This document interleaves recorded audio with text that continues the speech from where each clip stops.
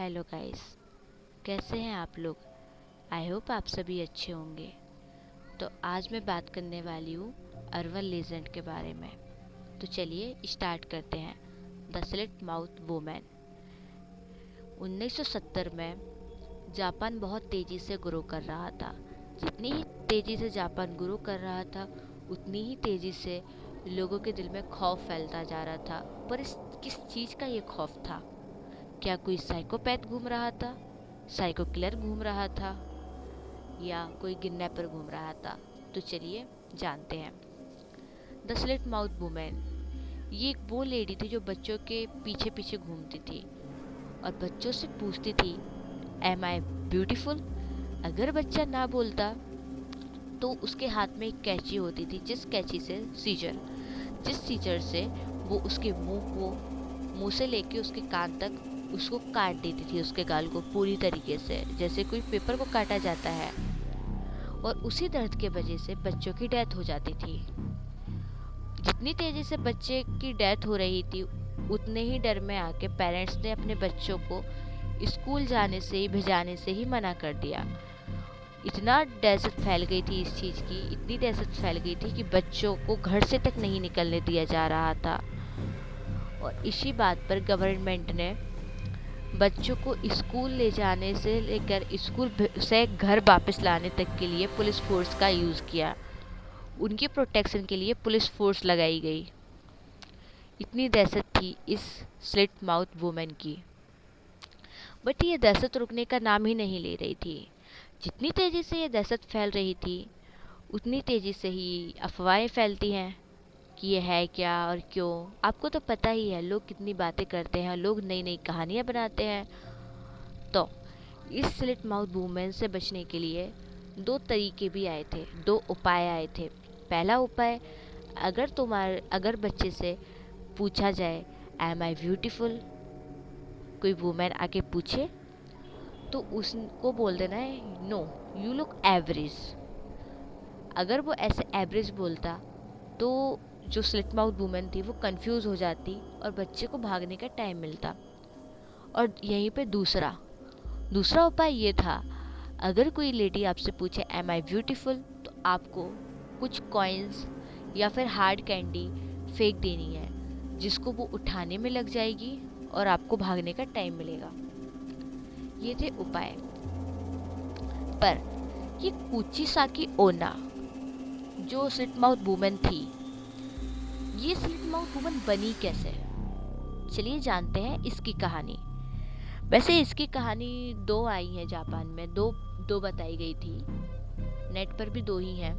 पहली कहानी ये थी, कुचिसाके ओना अपने दांतों को निकलवाने के लिए एक फीमेल डेंटिस्ट के पास गई थी।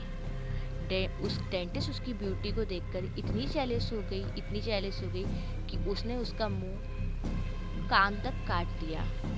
पहली स्टोरी ये थी। दूसरी स्टोरी ये थी, कुचिसाके ओना एक बहुत सुंदर लेडी थी जिनको अपनी सुंदरता पे बहुत ज़्यादा घमंड था। और उनने शादी की एक समुराई से, जापानीज समुराई से।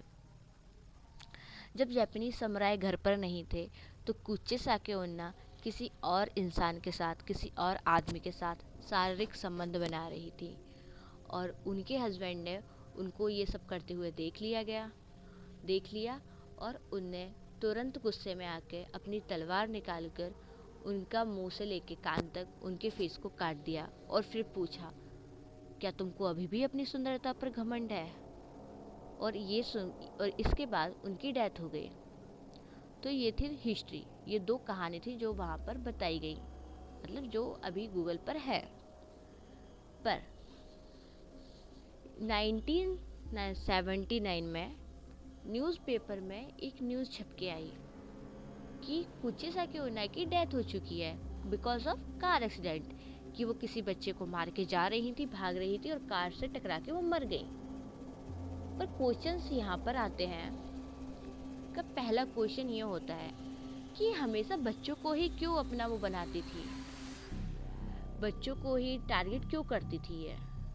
बिकॉज ऑफ, अगर दोनों कहानी को देखा जाए तो एक तरफ फीमेल थी जो डेंटिस्ट थी, जिसने उसका फेस काटा, और दूसरी कहानी में उनका हस्बैंड समुराई था। तो उन कहानी के अकॉर्डिंग उनको किसी लेडी को या फिर किसी आदमी को, मैन को टारगेट बनाना चाहिए था, पर हमेशा बच्चों को ही टारगेट क्यों बनाती थी? और उनका मुंह हमेशा दोनों टाइम पे उनने नहीं काटा है, तो उनके हाथ में ये सीजर भला हुआ क्यों करती थी, और क्या करती थी ये सीजर? और दूसरा जो ये सॉल्यूशंस निकाले, पहला सॉल्यूशन उससे बचने का तरीका तो समझ में आता है थोड़ा बहुत कि कंफ्यूज हो गई हो। दूसरा सॉल्यूशन हार्ड कैंडी फेंकना, और वो उसको उठाए, भला क्यों उठाएगी वो हार्ड कैंडी को? और दूसरा सही, और तीसरा क्वेश्चन ये है कि अगर वो अर्बन लेजेंड है तो वो कार एक्सीडेंट में कैसे मर सकती है? या फिर कोची साके ओना कोई अर्बन लेजेंड नहीं है, या फिर वो सीरियल किलर है, वो इंसान थी जो कार एक्सीडेंट में मर गई। तो ये थे कुछ क्वेश्चंस जो मेरे दिमाग में थे। तो आप बताइएगा ये स्टोरी आपको कैसी लगी, और आपको इसके बारे में और क्या क्या पता है।